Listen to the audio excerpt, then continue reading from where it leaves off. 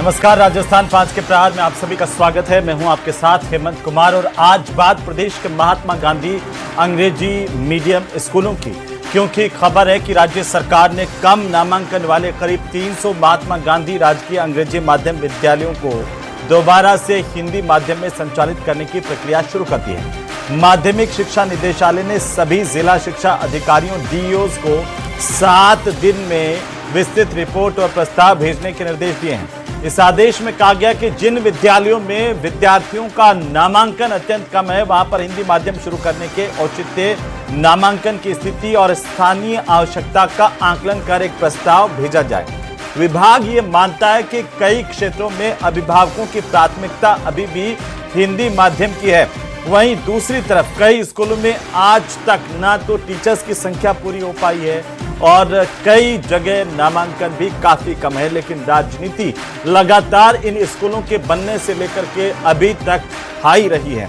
कांग्रेस ये आरोप लगा रही है कि बीजेपी ने ये स्कूल राजनीतिक प्रतिद्वंद्विता के चलते बंद करने का फैसला किया, कई स्कूलों को वापस बदलने का फैसला किया और इन्हें चलाना नहीं चाहती। तो बीजेपी कह रही है कि सिर्फ वाई लूटने के लिए ऐसे स्कूल खोल दिए गए। लेकिन तीसरा पक्ष एक ये है कि जो पहला फेज, दूसरा फेज जिनमें स्कूल खुले थे, उनमें आज भी बेहतर नामांकन और व्यवस्थाएं बेहतर है। लेकिन इसके बाद में ब्लॉक से नीचे जो भी अंग्रेजी मीडियम स्कूल खुले, उनमें शुरुआत से ही व्यवस्थाओं पर ध्यान नहीं दिया गया, लिहाजा यहां पर नामांकन भी कम है। लेकिन क्या व्यवस्थाएं सुधारने के बजाय ऐसे स्कूलों को अंग्रेजी मीडियम से वापस हिंदी मीडियम में करना उचित है? और राजनीतिक आरोप प्रत्यारोपों के मायने क्या हैं, इसे भी जरा समझेंगे। आज इसी पर चर्चा, पहले रिपोर्ट में।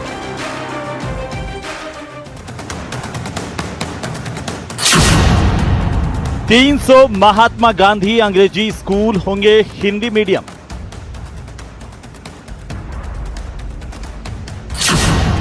कम नामांकन वाले स्कूलों को बदलने की तैयारी।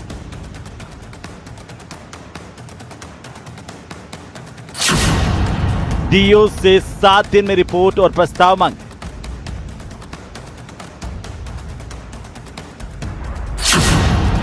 कांग्रेस का आरोप, कई स्कूल बंद किए, नया कुछ नहीं किया। स्कूल बंद कर दिए, सैकड़ों स्कूल बंद कर दिए, लेकिन नया क्या किया इस बारे में बताने में भारतीय जनता पार्टी के मंत्री महोदय असमर्थ हैं। बीजेपी का तंज, कांग्रेस ने वाहवाही लूटने के लिए बनाए थे स्कूल। कांग्रेस सरकार के टाइम पे अंग्रेजी मीडियम स्कूल के नाम पर जिन सरकारी स्कूलों को इंग्लिश मीडियम बनाया, Mahatma Gandhi English medium school, कई में तो 50 से भी कम बच्चे हैं, कई में 2 बच्चे हैं, कई में 5 बच्चे हैं। इनका क्या मतलब है? केवल वाहवाही के लिए स्कूल बनाए। फिर से हिंदी मीडियम।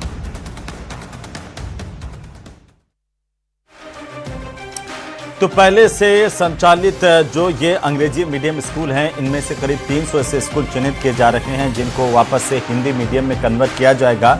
लेकिन सवाल क्या, राजनीतिक प्रतिद्वंद्विता और आपसी आरोप प्रत्यारोपों के बीच में बच्चे ये पूछ रहे हैं कि बीच सत्र में जो बच्चे अब तक अंग्रेजी मीडियम स्कूल में पढ़ रहे थे, उनको अचानक से जब हिंदी मीडियम में वापस डाला जाएगा, उनकी पढ़ाई करवाई जाएगी, तो उन पर क्या बीतेगी? उस स्टाफ का क्या होगा जो अभी तक अंग्रेजी मीडियम में था?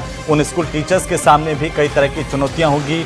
और इसके साथ साथ सबसे बड़ी बात यह है कि कांग्रेस सरकार में फ्लैगशिप योजना के तौर पर इसे शामिल किया गया था। क्या बीजेपी की सरकार बदलने के बाद इन जो अंग्रेजी माध्यम के स्कूल हैं, इनको दरकिनार किया गया? ये भी सवाल जिस पर भी हम बात करेंगे। हमारे साथ खास मेहमान जुड़ रहे हैं। सबसे पहले मैं परिचय करवा दूं हमारे मेहमानों का। मनीष पारिक साहब हमारे साथ हैं, भारतीय जनता पार्टी के प्रदेश के प्रवक्ता। भरत मेघवाल हमारे साथ हैं, कांग्रेस पार्टी के प्रदेश के प्रवक्ता। आशुतोष रावत हैं, वरिष्ठ पत्रकार के तौर पर। और बीएल मिश्रा हमारे साथ हैं, शिक्षक नेता के तौर पर। आप सबका स्वागत है, सबका अभिनंदन है। आशुतोष जी, आज आपसे शुरू करना चाहता हूं कि ये जब स्कूल खोले गए थे तो शुरुआत से ही इन पर आरोप प्रत्यारोप, राजनीति हो रही थी। उसके बाद में आज ये स्थिति है कि करीब 300 स्कूलों को फिर से हिंदी मीडियम में बदलने की तैयारी है। ऐसे में आप इसे कैसे देख रहे हैं? क्या ये राजनीतिक प्रतिद्वंद्विता के चलते ऐसा हो रहा है, या फिर इस सिस्टम की कहीं ना कहीं नाकामी है कि व्यवस्थाएं सुधार नहीं पाए और फिर से हिंदी मीडियम करना ज्यादा सरल लग रहा है अंग्रेजी की पढ़ाई करवाने के बजाय? अमन जी, बिल्कुल आपने सही कहा कि देखिए, अशोक गहलोत सरकार ने लगभग 3,500 से ज्यादा इंग्लिश मीडियम स्कूल शुरू किए थे। लेकिन यहाँ ध्यान देने की वाली बात यह है कि इनमें से जो प्रथम चरण में या 2019 में जो विद्यालय शुरू किए गए थे, उनमें से जो 36 विद्यालय जो इंग्लिश मीडियम थे, वो ऐसे थे जो नए विद्यालय के तौर पर स्थापित किए गए, जिनमें शिक्षकों का बाकायदा स्थापन किया गया और नए विद्यालय के तौर पर इन स्कूलों को शुरू किया गया। बाकी जो लगभग 3,500 से ज्यादा स्कूल थे, वो हिंदी मीडियम को कन्वर्ट करके इंग्लिश मीडियम किए गए। तो उनमें ना तो पिछली सरकार ने ध्यान दिया कि किस तरह वहां पर शिक्षकों की भर्ती की जाएगी, किस तरह उनमें विद्यार्थियों को लाया जाएगा, यानी बिना प्लानिंग के उस समय काम किया गया। और मुझे लगता है कि आज की तारीख में भी वर्तमान सरकार ने शायद बहुत दूरदर्शिता से यह फैसला नहीं लिया है। अगर व्यवस्थाओं को सुधारा जाता, आपने 72,000 शिक्षकों के पदों पर भर्ती की है पिछले 2 साल में, तो आप इंग्लिश मीडियम स्कूल्स के लिए भी एक बार अलग से शिक्षकों की भर्ती कर सकते थे और ग्रामीण परिवेश में या शहरी परिवेश में भी जो निम्न आय वर्ग के लोग हैं, उनको एक अच्छी शिक्षा प्रदान कर सकते थे। मिश्रा साहब, इसे आप कैसे देखते हैं एक शिक्षक के तौर पर? क्या ये जो स्कूल हैं वो अब वापस हिंदी मीडियम में हो रहे हैं? क्या राजनीति है या जरूरत है कि अब इनको हिंदी मीडियम में ही संचालित होना ज्यादा बेहतर है?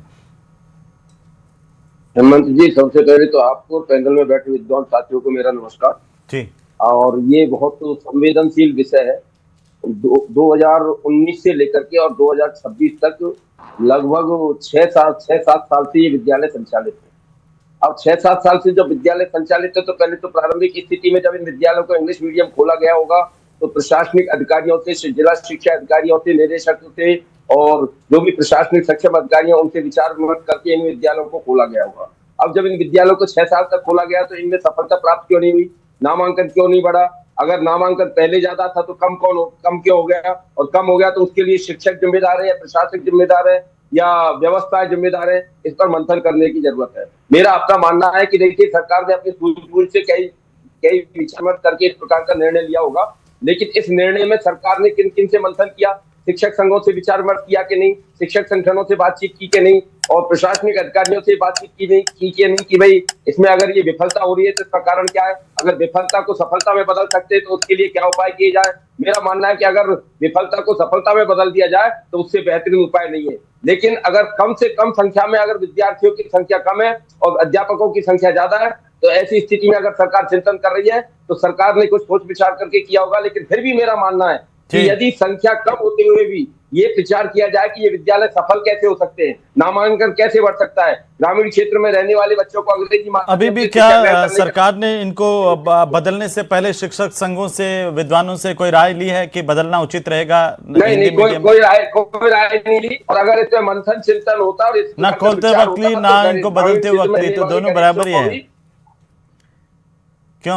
गरीब बच्चों को भी इंग्लिश मीडियम में पढ़ने का अधिकार है। अच्छा तो ये हो कि उनकी सफलता के लिए प्रयास किए जाए, शिक्षक संगठनों से बातचीत की जाए, प्रशासनिक दृष्टि से इस पर चिंतन किया जाए, जिला शिक्षा अधिकारी और जो भी जितने भी सक्षम अधिकारी हैं उनको बुलाकर के बातचीत की जाए कि भाई इसके सफलता के लिए क्या उपाय किए जाए। ज्यादा बेहतर होगा। ठीक है भरत जी, आप पर बीजेपी आरोप लगाती है कि कांग्रेस ने वाई लूटने के लिए बिना कुछ देखे कई ऐसे स्कूल खोल दिए अंग्रेजी मीडियम जो बदहाल स्थिति में थे, आज भी वैसे ही हालात में हैं। देखिए हेमंत जी, मुझे लगता है कि कोई भी अगर निर्णय लिया जाता है तो उसके पीछे सोच और मंशा सरकार की कैसी है वो देखना सबसे ज़्यादा ज़रूरी होता है। और जब माननीय पूर्व मुख्यमंत्री अशोक गहलोत और वर्तमान प्रदेश अध्यक्ष माननीय गोविंद सिंह डोटासरा जी ने ये निर्णय लिया कि गरीब बच्चों को भी इंग्लिश की पढ़ाई मिलनी चाहिए, इंग्लिश स्कूल में उनको भेजा जाना चाहिए, तो मुझे लगता है उनकी सोच और मंशा बिल्कुल सही थी, क्योंकि संविधान भी हर एक बच्चे को शिक्षा प्राप्त करने का अधिकार देता है। लेकिन क्या भारतीय जनता पार्टी की सरकार प्रॉफिट एंड लॉस के आधार पर काम करती है? क्या शिक्षा के क्षेत्र में भी प्रॉफिट और लॉस के आधार पर देखा जाएगा? यदि नामांकन कम हो रहा है तो ये सरकार की विफलता है कि नामांकन कम होने को बढ़ाया क्यों नहीं जा रहा। ये सोचना कि अगर इंग्लिश मीडियम स्कूल को बंद कर दिया जाएगा तो नामांकन बढ़ जाएंगे, मुझे लगता है ये बिल्कुल ही सरासर गलत है।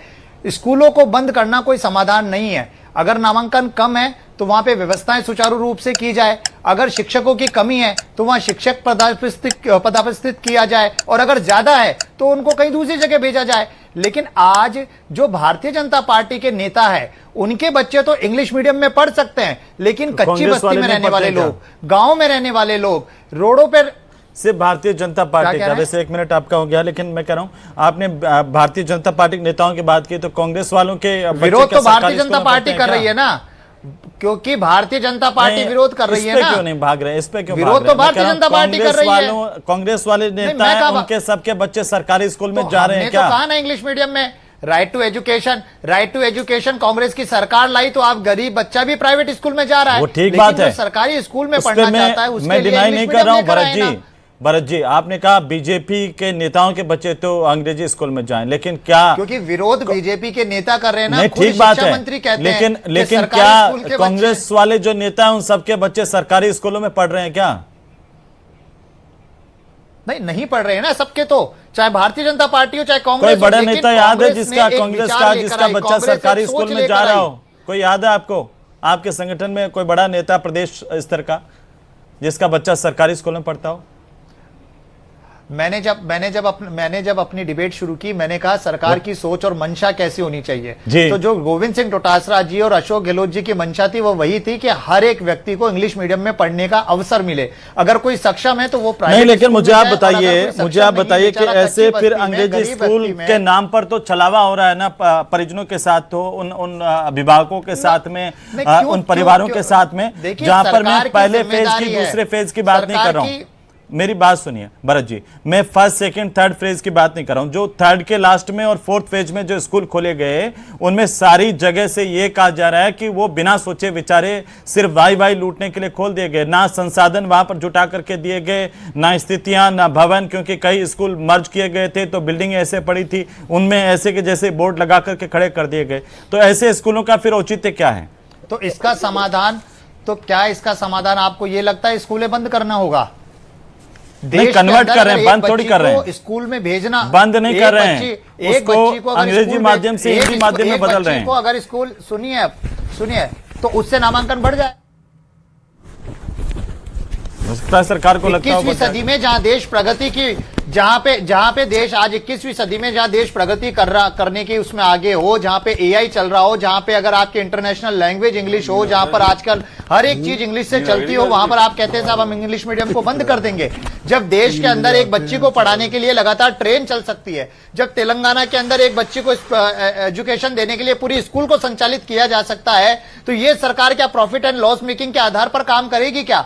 शिक्षा का अधिकार देना हर एक सरकार का दायित्व है। इंग्लिश मीडियम को हिंदी मीडियम में करने से क्या आपका नामांकन बढ़ जाएगा? कठपुतली नगर के अंदर एक हिंदी मीडियम स्कूल है, बच्चे जमीन पर पढ़ते हैं, नाली का पानी जाता है, उसको क्या आज नामांकन बढ़ गया उसका? ये सब खोरी बातें हैं जो वही माननीय अध्यक्ष जी कठपुतली कहते नगर हैं की कि जो शिक्षा स्कूल है जहां विभाग के अंदर से जिस तरह आप के- पार्षद के तौर पर आते हैं भरत जी, वो कांग्रेस राज में भी वैसे ही चलती थी। वहां कौन सा भवन बना करके सुविधाएं दुरुस्त कर दी गई? स्थिति देखिएगा, बिल्कुल भवन बना, बिल्कुल मुझे पता था आपका ये सवाल आएगा, बिल्कुल मुझे पता था आपका ये सवाल आएगा। और आप वहां पे, मैं चाहूंगा न्यूज 18 राजस्थान वहां पर जाए और न्यूज 18 राजस्थान वहां पर जाकर औचक निरीक्षण करे। ऐसा तो नहीं हो गया कि भाई आपकी सरकार में वहां पर A1 क्लास का पूरा स्कूल था, सारे के सारे टीचर थे, बीजेपी की सरकार आते स्कूल की हालत खराब हो गई? ऐसा तो नहीं होगा। आपने कहा हिंदी नामांकन, आपने कहा कि हिंदी में कन्वर्ट होते ही नामांकन बढ़ जाएगा। ठीक है, तो मैं आपको ये चैलेंज करता हूं कि पूरे प्रदेश के अंदर मैंने नहीं कहा नामांकन बढ़ जाएगा, मैं कह रहा हूं मैंने ये कहीं नहीं कहा कि नामांकन बढ़ जाएगा। सरकार कह रही है ना, सरकार कह रही है, सरकार कह रही है कि इंग्लिश तो मीडियम अब सरकार का पक्ष जान लेते हैं। पारिक साहब आ गए, मनीष पारिक जी जुड़ चुके हैं, भारतीय जनता पार्टी के प्रवक्ता। पारिक साहब, ये नामांकन जहां कम है वहां पर अंग्रेजी वालों को हिंदी में कन्वर्ट कर देने से क्या जादू होगा, ये बताइए। हेमंत, यही बात है, द बेस्ट रिसोर्सेज जो अवेलेबल है जी, उसका बेस्ट यूज हो जाए। और बड़ी बात यह भी है कि जो जर्जर भवन है जहां से बच्चों को शिफ्ट करना है, तो जहां पे कम नामांकन है उस जगह शिफ्ट कर देंगे।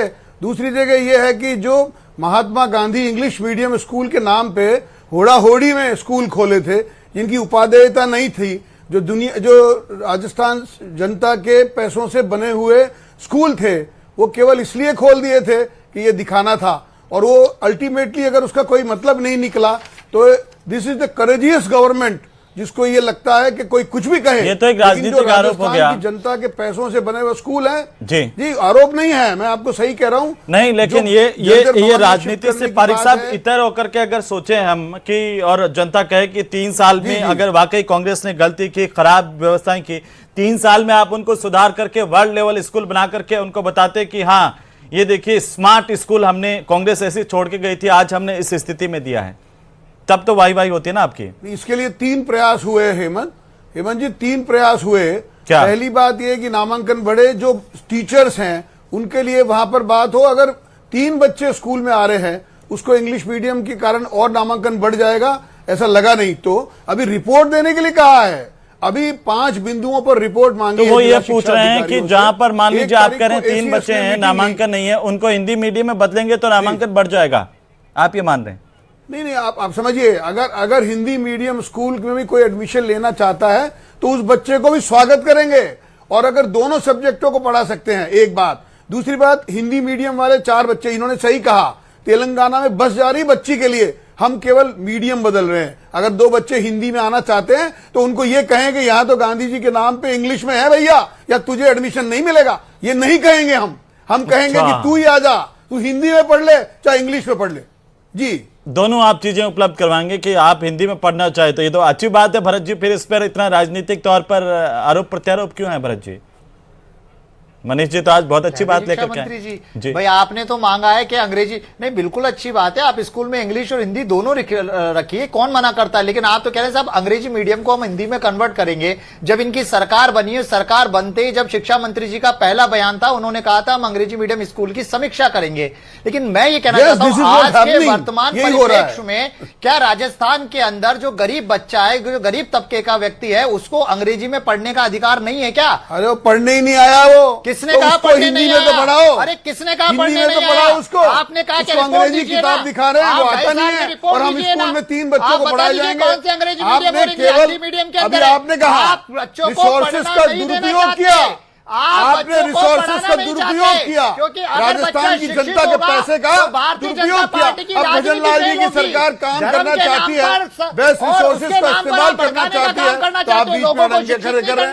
तब तो ये कहते हैं हम लोग गरीबों के मसीहा बन रहे हैं, और अब जब गरीबों को पढ़ाने की बात कर रहे हैं तो कह रहे अंग्रेजी को बंद कर रहे हो। ये सोचिए कि कैसे होगा। ये वो सरकार है जो वर्तमान में अंग्रेजी शिक्षा का विरोध कर रही है, जो इंटरनेशनल लैंग्वेज है। ये बिल्कुल वही कारण है जो आपको बोलना चाहिए। और संविधान में अधिकार है लोगों को पढ़ने का, नामांकन नहीं हुआ, बच्चे आ जाएंगे, मीडियम माध्यम ना बने, पिछले 2.5 साल से पिछले 2.5 साल से स्कूलों का क्या हालत है? बीएल मिश्रा साहब, रिपोर्ट बीएल मिश्रा जी, आप तो खुद टीचर हैं, तो क्या नामांकन बढ़ाने का प्रयास होना चाहिए था, या नामांकन नहीं बढ़े तो मीडियम बदल दो, ये उचित रास्ता है? आप बताइए मिश्रा जी। हेमंत जी, मैं कांग्रेस और बीजेपी की राजनीति से थोड़ा सा अलग हट करके 2-3 सुझाव देना चाहता हूं, और यदि सरकार उस पर अमल करे तो मुझे लगता है कि शिक्षा के क्षेत्र में अच्छे परिणाम आएंगे। सबसे पहले तो जिला शिक्षा अधिकारी, निदेशक महोदय सबको विचार विमर्श करके स्थानीय स्तर के जो नेता है या जनप्रतिनिधि हैं उनसे मिलकर के, शिक्षकों से मिलकर के, ग्रामवासियों से मिलकर के मंथन और चिंतन करना चाहिए, और ये विचार करना चाहिए कि उसी गांव या उसके आसपास जो अगर अंग्रेजी मीडियम का प्राइवेट स्कूल है, अगर वो फल फूल रहा है तो सरकारी स्कूल क्यों नहीं फल फूल सकता, इस पर मंथन किया जाए, पहली बात। दूसरी बात है कि मैं इसके बिल्कुल पक्ष में नहीं हूं कि वही शिक्षक हिंदी मीडियम के विद्यार्थियों को पढ़ाए और वही शिक्षक हिंदी मीडियम के विद्यार्थियों को पढ़ाए। एक कक्षा में 3-4 बच्चे हिंदी मीडियम के हों और 4 बच्चे इंग्लिश मीडियम के हों, तो मुझे लगता है दोनों ही पक्षों को नुकसान होगा। दूसरी बात यह है कि अब जिला शिक्षा अधिकारियों से जो रिपोर्ट मांगी है, जिला शिक्षा अधिकारियों में किसी भी विषय का विरोध करने की हिम्मत नहीं है। मैं जानता हूं कि सभी अधिकारी, सभी सक्षम अधिकारी जो वो रिपोर्ट तैयार करते हैं जो सरकार चाहती है। वास्तव में अगर प्राइवेट स्कूल अगर उस आसपास के क्षेत्र में इंग्लिश मीडियम फल फूल रहा है तो वो फल फूल सकता है, और सरकारी स्कूल फल फूल नहीं सकता। इसके अच्छा, एक बात बताइए मिश्रा जी, हमारे स्कूलों के अंदर व्यवस्थाओं की बात आती है तो हम पीछे क्यों हट जाते हैं मिश्रा जी? अच्छा ये हो कि ये प्रयास किए जाए, कि नामांकन बढ़े, नामांकन बढ़ेगा तो गरीब लोगों को फायदा होगा, अध्यापकों को फायदा होगा। ठीक है, नामांकन बढ़ाने का प्रयास होना चाहिए, लेकिन मेरा एक सवाल है मिश्रा जी कि अगर इन स्कूलों को बदलाव किया जा रहा है, उससे क्या बेहतर होता कि नामांकन बढ़ाने की कोशिशें होती, या फिर इनमें व्यवस्थाएं, सभी स्कूलों के अंदर व्यवस्थाएं बढ़ाने को लेकर के हम ध्यान देते? अभी आपकी जानकारी में है कि आईसीटी लैब कितने स्कूलों में नहीं है, ये कंप्यूटर वाली लैब, 21वीं सदी में? हेमंत जी, मैंने पिछली डिबेट में भी आपको कहा था, लगभग 4000 विद्यालय ऐसे जो जर्जर अवस्था में है, भवन जर्जर अवस्था में, 84,000 से ज्यादा कमरों की मरम्मत की जरूरत है और मूलभूत सुविधाओं का अभाव है। अब इन व्यवस्थाओं को अगर प्राइवेट स्कूलों की तुलना में अगर सरकारी विद्यालयों में बेहतरीन सुविधाएं दी जाए तो किसी व्यक्ति को, गांव के गरीब लोगों को ठीक है। आशुतोष जी, एक पत्रकार के तौर पर आपको क्या लगता है कि आज जब 21वीं सदी के अंदर पूरी दुनिया अंग्रेजी की तरफ अग्रसर हो रही है, नेताओं अधिकारियों के नहीं, सब पढ़ना चाहते हैं कि अंग्रेजी मीडियम में, उसमें कुछ लोग ऐसे होंगे कि हमारे बच्चे को तो हिंदी ही पढ़ाओ, है क्या? जो इसके अंदर फॉर्मेट में कहा गया है कि स्थानीय लोगों की भी मांग है कि हिंदी मीडियम ही रहे स्कूल। देखिए हेमंत जी, मुझे प्रैक्टिकली नहीं लगता कि कोई व्यक्ति आज के समय में अंग्रेजी भाषा की स्वीकारता को लेकर के किसी भी तरह का सवाल खड़ा करता होगा, क्योंकि आज के समय की यह मजबूरी है कि आपको इंग्लिश आनी चाहिए, और ऐसे में कोई अपनी पीढ़ी को, आने वाली पीढ़ी को इंग्लिश से दूर करना चाहता होगा, मुझे नहीं लगता होगा। लेकिन यहाँ एक चीज समझने की और जरूरत है कि एक ही शिक्षक जो हमारा वर्तमान में है वो हिंदी मीडियम के बच्चों को भी पढ़ा ले और इंग्लिश मीडियम के बच्चों को भी पढ़ा ले, यह संभव नहीं है। यह बिल्कुल कतई संभव नहीं है कि नहीं, ये गांव वाले जो छोटे प्राइवेट स्कूल हैं वहां पर सब में नर्सरी से अंग्रेजी मीडियम में, वहां पर कभी कोई सवाल नहीं उठाते, वहां पर तो वही शिक्षक हैं जो अंग्रेजी मीडियम में पढ़ाते हैं। नहीं, आजकल देखिए, अगर आप रिक्रूटमेंट की बात करें तो आजकल, अगर मैं अभी आपको एक प्रैक्टिकली बात बताऊं कि एक यहाँ जयपुर में एक विद्यालय में संस्कृत के अध्यापक की वैकेंसी थी, लेकिन उनको वहां पर उनका इंटरव्यू इंग्लिश में उन्होंने कंडक्ट किया। तो संस्कृत पढ़ाने के लिए भी हमको इंग्लिश आनी चाहिए, आज के समय की यह मजबूरी है और जरूरत है। ये बताइए, जो आशुतोष जी ने बहुत बड़ी बात की है। जी, मैंने आपको कहा कि जो भाषाई शिक्षक हैं उनको छोड़ के मीडियम पढ़ाने की बात अलग होती है। 5वीं क्लास तक के बच्चों की जहां तक बात है उसका मामला अलग है। लेकिन मैंने आपको कहा कि एसीएस ने मीटिंग ली और वो 1 जुलाई को जो भी स्कूलों की व्यवस्था को लेकर बैठक होनी चाहिए कि छत पर पानी नहीं भरना चाहिए, जर्जर की मरम्मत कराओ, अगर मरम्मत की दरकार है तो उसके लिए लिख दो, इसके लिए रिपोर्ट पेश करो। और कुल मिला के 84,000 स्कूलों से रिपोर्ट ले ली है कि अब आपके स्कूल में क्या चाहिए वो हमको बता दो, और उसी आधार पर तो मैं कहना चाह रहा हूं कि जो गवर्नमेंट है वो पर्याप्त सतर्कता बरत रही है। नहीं, वो तो ठीक है, लेकिन 3 साल में आपकी सरकार में, 3 साल में, मैं तो कह रहा हूं कि कांग्रेस ने कुछ नहीं किया। आपकी सरकार में 3 साल में आईसीटी लैब नहीं बने हैं। ये जो स्कूल्स हैं इनके अंदर कंप्यूटर का लैब नहीं है। आज 21वीं सदी में भी 1300 स्कूल्स के आप सोचेंगे आप वहां पर अपने बच्चे को नहीं पढ़ने भेजेंगे, लेकिन गरीब का बच्चा वहां जाता है सर सरकारी स्कूलों के अंदर। वहां क्यों नहीं? हम सोच रहे हैं कि जैसे पीएमश्री स्कूलों के अंदर, एक ये भी बात सामने आई, अभी कोई कमेंट करके बता रहे थे कि पीएमश्री स्कूलों के अंदर जो बजट दिया जा रहा है, जिस तरीके से बजट आ रहा है व्यवस्थाएं सुधारने को, बाकी स्कूलों में क्यों नहीं है? ये महात्मा गांधी अंग्रेजी मीडियम स्कूलों को बजट क्यों नहीं दिया जा रहा?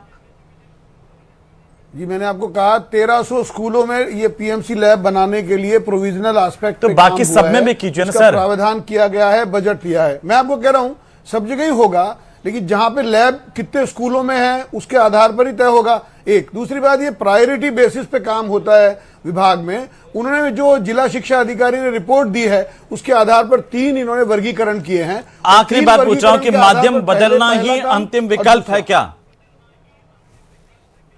जी बिल्कुल नहीं है, लेकिन अभी जो उपलब्ध विकल्प है उसमें यही उचित उपयुक्त दिखाई पड़ता है, तो उन्होंने किया है। जी भरत जी। जी भरत जी बोलिए। Hemant ji, maximum utilisation of limited resources doesn't mean, maximum utilisation of limited resources doesn't mean कि आप उस संस्था को ही बंद कर दीजिए। हम बार बार यही सवाल कर रहे हैं कि इंग्लिश मीडियम के अंदर अगर कोई संस्था में आपको कमी लग रही है तो सरकार का दायित्व है कि उसको सही किया जाए। शिक्षकों की कमी है तो आप भर्ती कीजिए। आपने कहा कंप्यूटर लैब, 2022 में कंप्यूटर अनुदेशक की भर्ती हुई थी और 23 में नियुक्ति मिल गई थी। उसके बाद अभी तक इन्होंने नई भर्तियां ही नहीं की। जो युवा जो भर्तियां नहीं बच्चे हैं वो बच्चे बार बार मांग कर रहे हैं। आज के परिवेश में हम बार बार कह रहे हैं, जिस तरीके से सोशल मीडिया, जिस तरीके से एआई, जिस तरीके से देश बढ़ रहा है आगे, वहां पर इंग्लिश की जानकारी होना हर एक व्यक्ति, हर एक बच्चे के लिए बहुत जरूरी है। ठीक है भरत जी। मिश्रा साहब क्या करें? हेमंत जी, वर्तमान में आप और ये विद्वान पैनल में बैठे सभी साथी जानते हैं कि गांव-गांव और ढाणी-ढाणी में हर साल एक कोई ना कोई अंग्रेजी मीडियम का स्कूल खुलता चला जा रहा है। जब गांव-गांव और ढाणी-ढाणी में अंग्रेजी माध्यम के स्कूल खुल रहे हैं और उनमें योग्यताधारी शिक्षक नहीं है, सिर्फ मूलभूत उसके बावजूद भी वहां पर बच्चे जो है बच्चों की भरमार है। लेकिन सरकारी स्कूलों को ऐसा क्या हो गया कि नामांकन हर साल हर वक्त गिरता जा रहा है? ये सबके लिए चिंता की बात है। बहुत शुक्रिया चर्चा में शामिल होने के लिए कुल मिलाकर के। लेकिन सरकार के अपने तर्क हैं, लेकिन इससे भी इतर शिक्षकों के और जो अभिभावक हैं बच्चों के, उनकी तरफ से भी ये कहा जा रहा है कि इसकी समीक्षा तो होनी चाहिए, लेकिन संसाधन बढ़ाने चाहिए, संसाधनों का विस्तार होना चाहिए, ना कि ऐसे स्कूलों को माध्यम परिवर्तित कर देना चाहिए। गरीब के बच्चे को भी अंग्रेजी पढ़ने का अधिकार है।